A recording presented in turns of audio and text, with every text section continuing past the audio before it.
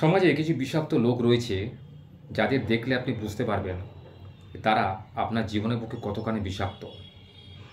তাদের আচার আচরণ চালচলন দেখে আপনি বুঝতে পারবেন যে তারা আপনার কতটা ক্ষতি করার চেষ্টা করছে।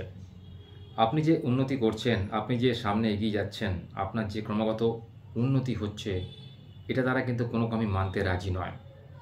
এই সমস্ত লোক কিন্তু জীবনে খুব কষ্টদায়ক।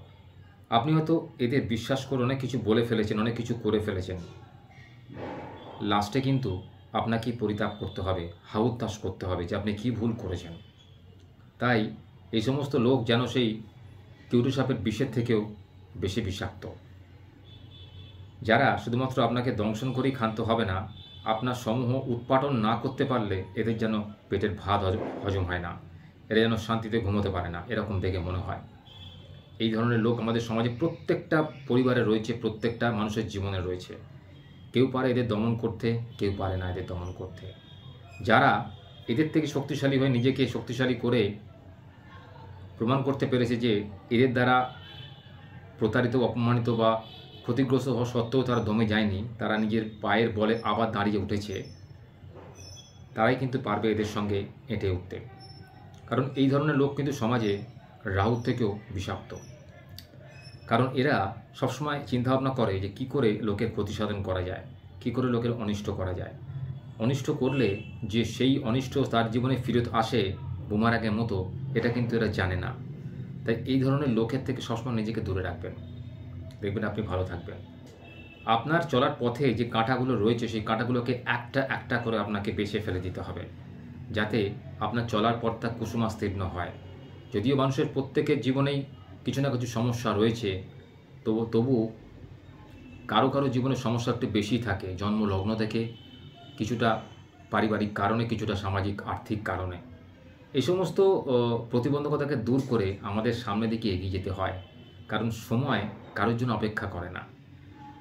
সময় এবং নদীর স্রোত কারোর জন্য অপেক্ষা করে না, তারা কিন্তু বয়েই চলে। যে সময় একবার চলে যায় সে সময় কিন্তু ফেরত আসে না। তাই সময়কে সঠিক কাজে লাগান, দেখবেন সময় আপনাকে ঠিক সঠিক রিটার্ন দেবে। যে সময় সদ্ব্যবহার করে না তাকে কিন্তু সময় গুরুত্ব দেয় না, তাকে সময় তার ভ্যালু দেয় না। সময় সমস্ত কাজ করার চেষ্টা করুন, অলসতাকে পরিত্যাগ করুন, জীবনের প্রতিটা মুহূর্তকে কাজে লাগান, প্রতিটা সময়কে কাজে লাগান, চিন্তা শক্তি বাড়ান।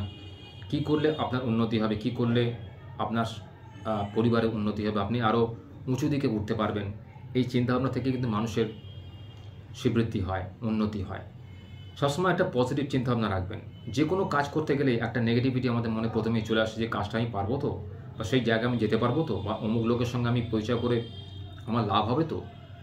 এই যে মনোভাব, এই যে মনে একটা দ্বন্দ্ব, এটা থেকে কিন্তু আমাদের মনের মধ্যে অনেক কিছু চিন্তাভাবনা উদ্রেক হয়, যেটা থেকে আমরা কিন্তু ভবিষ্যতে উন্নতির রাস্তাটাকে রোধ করে দিই নিজেরা নিজেকেই। তাই পজিটিভ চিন্তাভাবনা রাখুন এবং জীবনের প্রতিটা পদক্ষেপকে সাদরে গ্রহণ করুন।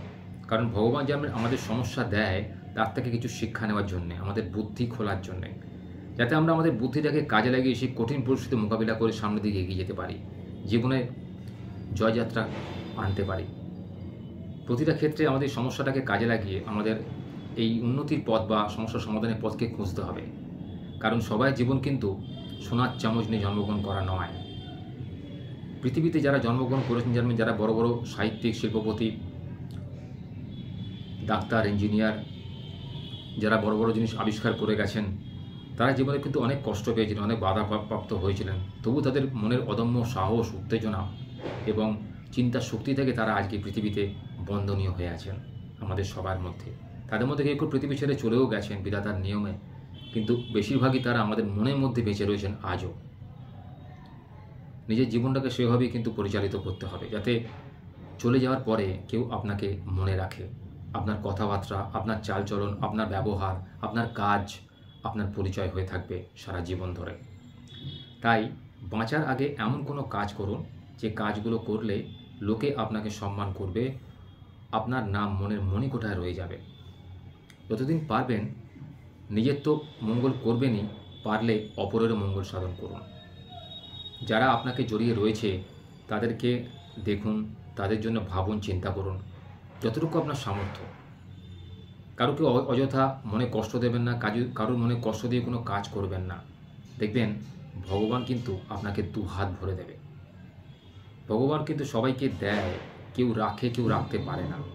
সবাইকে কিন্তু রাখতে দেওয়ার মধ্যে যে ক্ষমতা ভগবান তার মধ্যে দিয়েছে, কিন্তু কিছু কিছু মানুষের ভুল কাজের জন্য তারা জীবনে কিন্তু অনেক পরিতাপ করে, জীবনে অনেক কষ্ট পায়।